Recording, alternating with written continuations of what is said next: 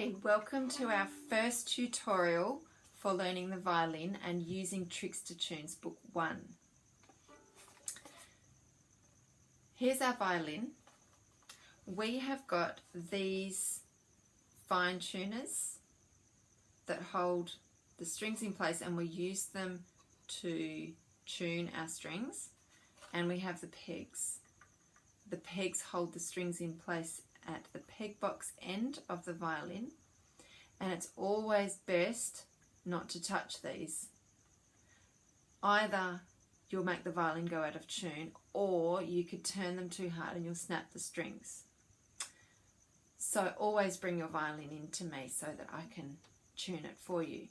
And very soon I will be able to teach you how to use these fine tuners to tune your violin. We have got 4 strings on the violin, and you'll see that the thinnest string is called the E string, and then the second string is the A string, the third string is the D string, and then the lowest string is the 4th string, and that's called the G. So when we start to learn the violin, we also have a shoulder rest. Mine's a little bit extra fancy than normal. But basically on all shoulder rests you've got a curved part, and the curved part goes on the same side as your chin rest, because the curve is for where your shoulder goes. All right?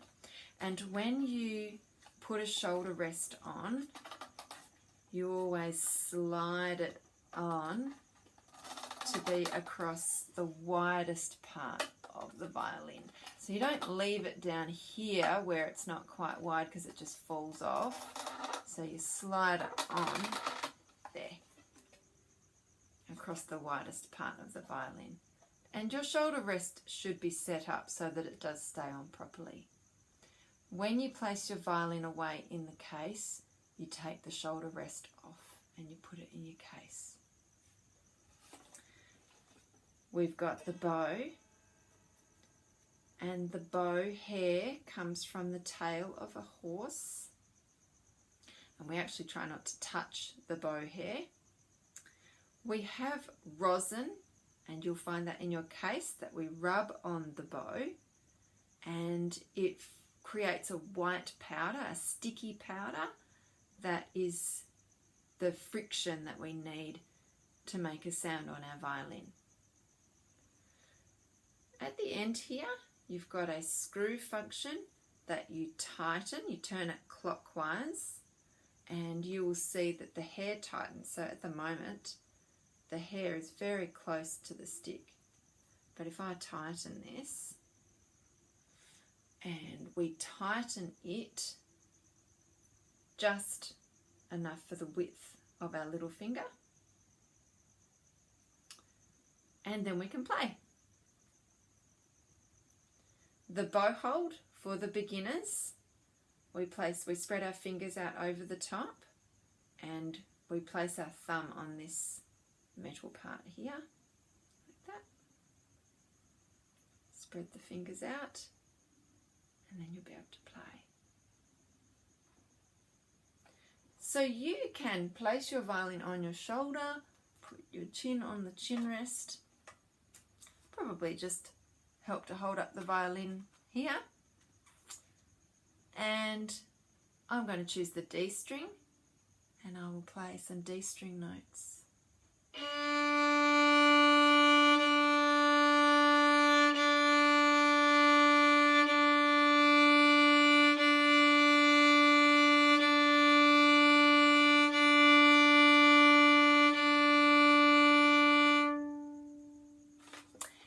When you put your bow away in the case, you need to unwind the bow so that the hair becomes floppy again. So you can see I've now reduced the tension on the hair, and yeah, it's a bit floppy. Okay. So we're using the Tricks to Tunes Book 1, and the first 7 pages you can have a look at yourself. You can read them and look at the special musical terminology like the bar lines and treble clef, the stave or the staff, and the notes. But if we find page 8, we are introduced to our very first note, which is this circle coloured in with a stem.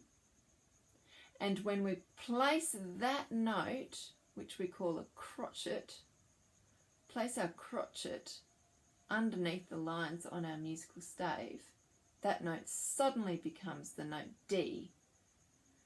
And we know to play our D string because that's what the note looks like when we play our D string. So that's page 8. If we turn to page 9, we've got lots of Ds. We've got a group of 4 of them, then a bar line, and then another group of 4, and so on. And then we've got our double bar line at the end, which tells us we've reached the end of the piece. So that's the first thing that you can practice, is playing Ds. So place the violin on your shoulder. Position your thumb curved on the metal part of your bow and spread your fingers out. And then when you play from the heel of the bow to the tip of the bow, like this.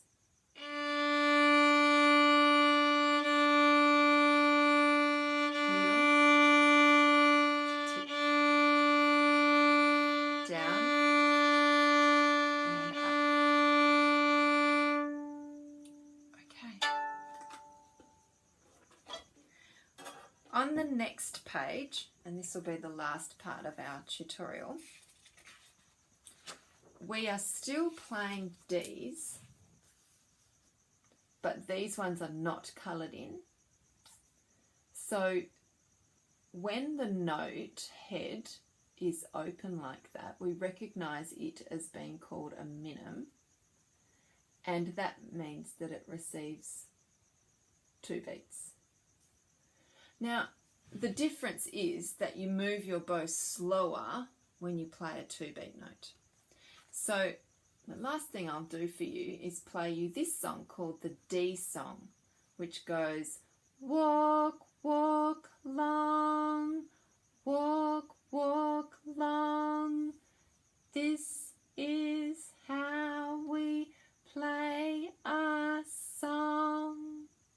I'll play it for you. Violin on shoulder, nice bow hold, and